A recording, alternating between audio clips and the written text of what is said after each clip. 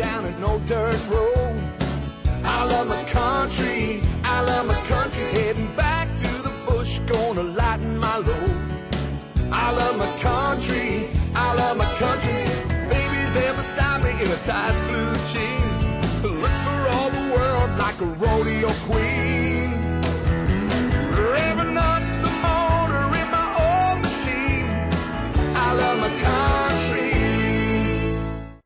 Now, straight after Starmaker, we've actually caught the winner himself, Luke Dickens. How you doing, buddy? Mate, I'm doing well. I'm on top of the moon. What's going on? Well, lots and lots of stuff. It's Tamworth, but even more stuff's happening for you.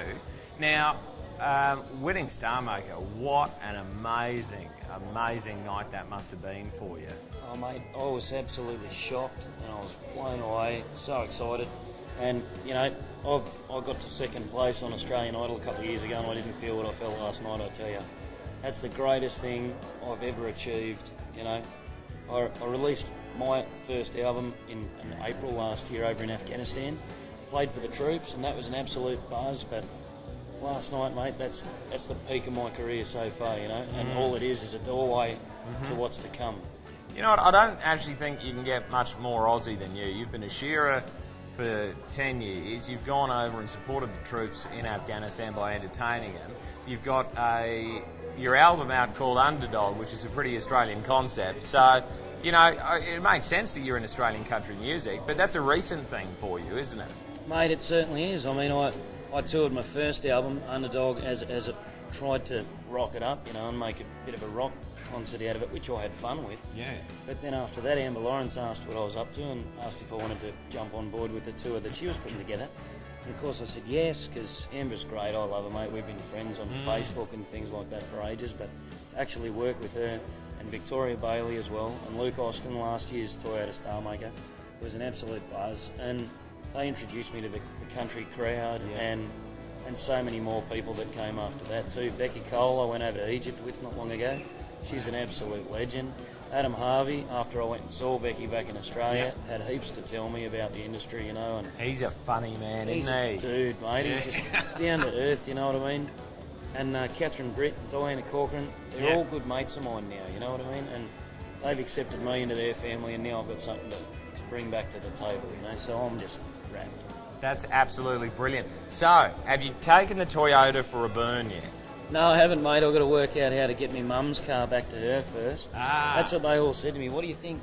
You know, how excited are you about the new car and everything? And I said, not as excited as my mother, because she gets to get the Commodore back. I've got another Commodore that I gave my ex so that she had a car for me little boy, you know. And then my mother's given me this great Commodore to cruise around in, which I thought, wow, that's amazing. But then all of a sudden, I've got my own Toyota. I think it's a RAV. I didn't even have a close look at it. It's either a RAV or a Kluger or something. It's a flash machine, man. Yeah. And so, Mum, you can have your little car back. Yep, this one's got air conditioning. I don't want it anymore. For 12 months, mate, and that's a buzz. That's worth $1 million to me. Wheels and the fuel card that comes with it, mate. I don't even have a clue how many Ks I clocked up last year, and so, you know, this year that's a massive hill. It is, because I think that's one of the tough things about being a muso in Australia is the Ks you have to travel to get to the fans, to get your name out there and grow yourself as an artist. That's exactly right, mate. You can't just send your CD out there and expect that everyone's going to buy it and you're going to get rich, you know what I mean? It's not the way it works. You got to get out there, you got to take your music to people, you got to show them what it's like, you got to put it in their face. Yep. And, you know, that's the way people move in the music industry, and especially the country music industry. You know? People don't buy albums if they don't know what you sound like, so you got to take it to them. Yep. And I think also one of the things that really struck me about you is not only your music, but also your personality. And I think we're at a stage with country music or music in general where personality plays just as big a part as what's on the CD. Oh, mate, that's for sure. That just goes without saying, you know.